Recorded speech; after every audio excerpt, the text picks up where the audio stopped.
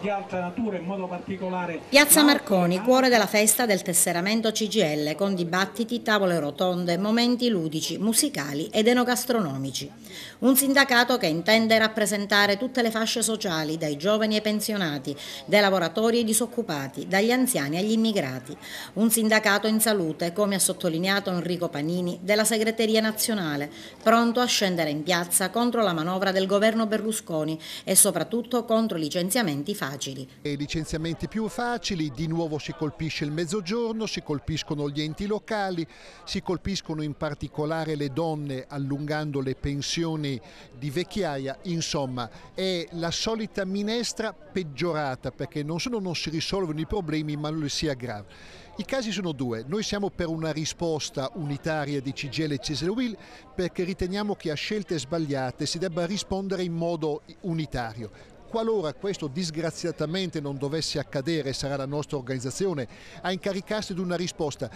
E alla festa di Agrigento presente anche la leader regionale Mariella Maggio, che respinge l'idea di una CGIL roccata su posizioni di difesa dell'esistente, in un mondo globalizzato che cambia velocemente e radicalmente. Noi vogliamo aprirci proprio per il riconoscimento dei diritti di coloro che finora sono esclusi dalle tutele, delle possibilità, delle opportunità che hanno avuto i loro padri e i loro nonni, ma strumentalmente qualcuno in maniera molto demagogica ci vuole attribuire delle responsabilità negli arroccamenti che noi non abbiamo. Se parliamo per esempio della riforma delle pensioni, noi siamo disponibili a discutere, ma perché dalle economie si possa finalmente investire sui giovani. E la Maggio sollecita più incisività anche al governo lombardo. Chiediamo al governo regionale uno scatto d'orgoglio di fronte al fatto che la Sicilia viene dimenticata.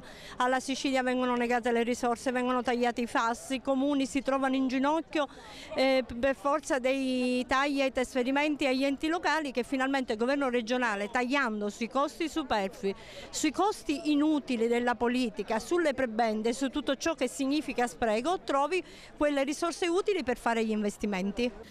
Una festa della CGIL, ma anche una festa di popolo con centinaia di persone che hanno fatto da cornice alla manifestazione, che conferma la tradizionale efficienza della macchina organizzativa del sindacato. È una giornata in cui i diritti vengono ancora una volta messi da parte e noi vogliamo invece, rivendichiamo le piazze, perché attraverso le piazze si possa tornare a dire che c'è bisogno della crescita. Per noi crescita ha solo un valore, non pareggio di bilancio, non soltanto guardando agli utili finanziari. Noi vogliamo invece che ripresa significa abbia una parola sola, che significhi lavoro, ed ecco perché il lavoro al centro, senza lavoro non c'è futuro.